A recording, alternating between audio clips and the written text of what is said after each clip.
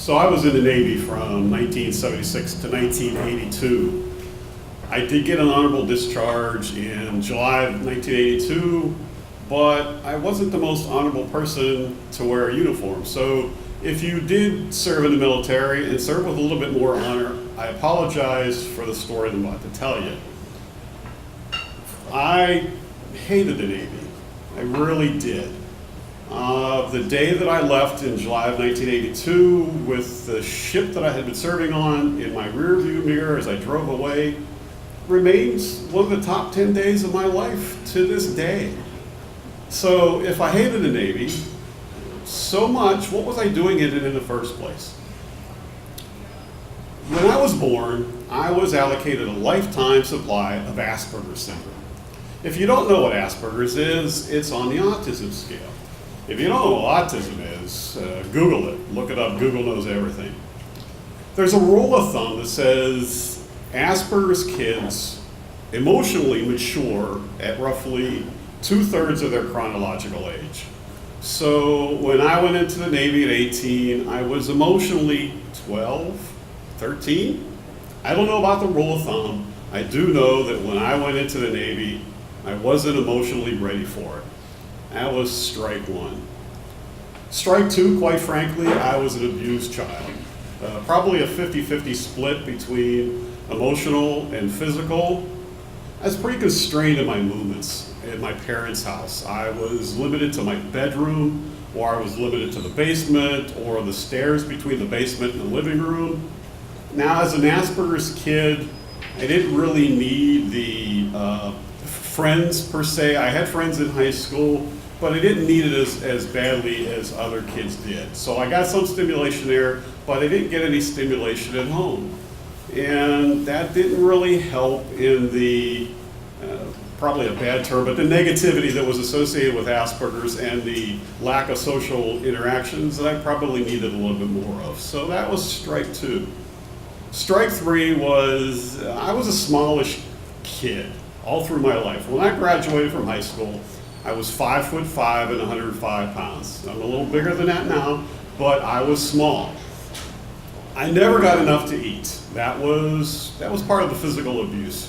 Quite frankly, I was stealing money from my parents all through high school to buy additional food at the lunch counter at my high school, but I never got enough. And I was actually stealing food after I graduated from high school from the concession stands. There was a ball field that was down at the end of the street that my parents lived on.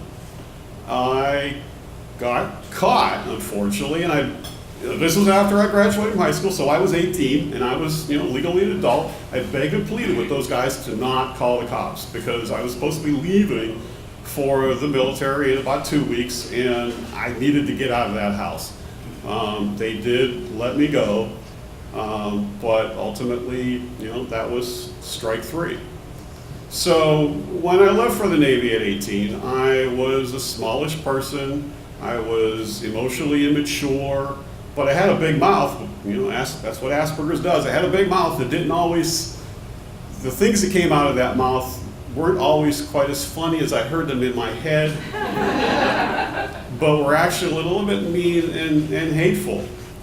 So I should also point out that I didn't really volunteer for the Navy. I was forced to sign up by my parents because they wanted to be out of their house and off their hands. So 2 weeks later, after being caught, I did go off to the Navy, to go off to boot camp. If nothing else, I learned to keep my mouth shut. And it's amazing what that'll do, and it's also amazing what 3 square meals a day will do for a growing boy. I did sprout up a little bit in boot camp, and kind of get a little bit bigger, and a little bit taller.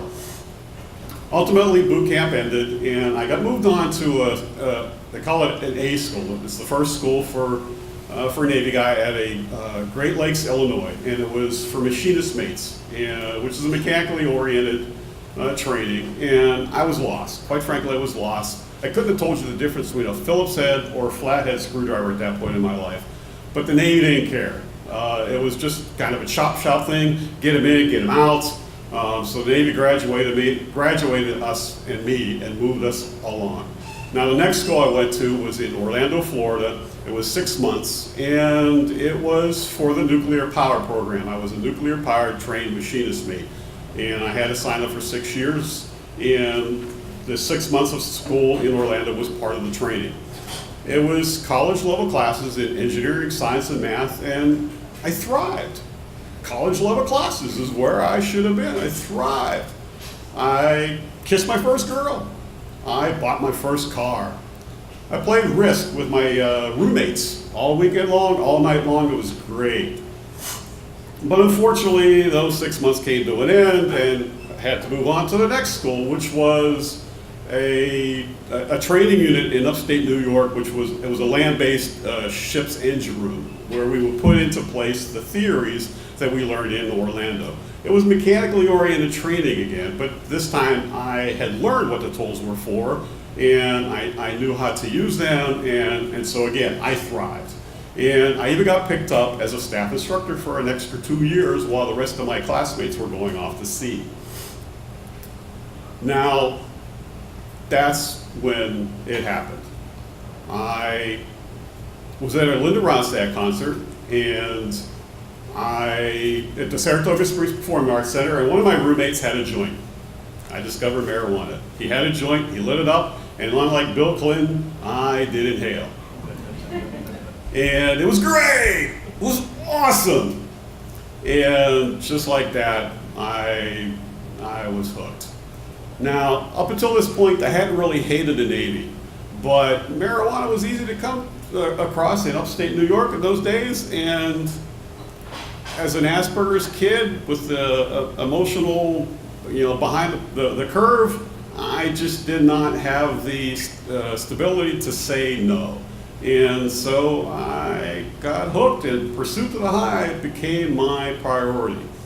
So those days came to an end, my 2 years came to an end, and eventually I got moved on to a ship that was at sea, and it was the USS Truxtun. It was home ported out of San Diego, but it had moved on to what we call the Westpac. It was a Western Pacific / Indian Ocean cruise. Those guys were thrilled, excited for me to be coming, because the engine room that I was leaving in upstate New York is the exact same engine room that I was going to on the Truxtun. They didn't have to train me. I was ready to go. But they didn't know that I was a dick with a drug problem. And I just didn't care. So now, marijuana is kind of hard to find on a ship at sea. But there was a guy who had what seemed like a never-ending supply of weed, and I found out where he hid it. It was an unmanned space that was part of the normal watch rotation that I usually served at. And the best thing about this space was that it had an exhaust vent that went out to the main deck. So you go down there and you could smoke your weed, blow it out, and you wouldn't get caught. Unfortunately, I almost did get caught one time. I was down there, was smoking, and the guy who was responsible for cleaning the space came down with our lieutenant who was going to inspect the space. I hid. I should have been caught, but I wasn't. I should have been caught a number of times, but I wasn't. So eventually we got to a point where, was this me? Is this who I was? And I swore that I'd clean up my act. As my emotional maturity caught up to my chronological maturity, and it was time to get out of the Navy, I swore that I'd clean up my act. And I kind of like to think that I did. I got out of the Navy, I graduated from college, I got married, I've paid mortgages, I actually have worked at the same company for my entire career. Ironically, I served for the Navy a lot of that career. But in the Navy, I was a dick with a drug problem. But I did get an honorable discharge, and I wasn't the most honorable person. So if you served, and even if you didn't serve, if you have a little bit more honor than I did when I was in the Navy, I apologize for my behavior. It's the least that I can do. Thank you.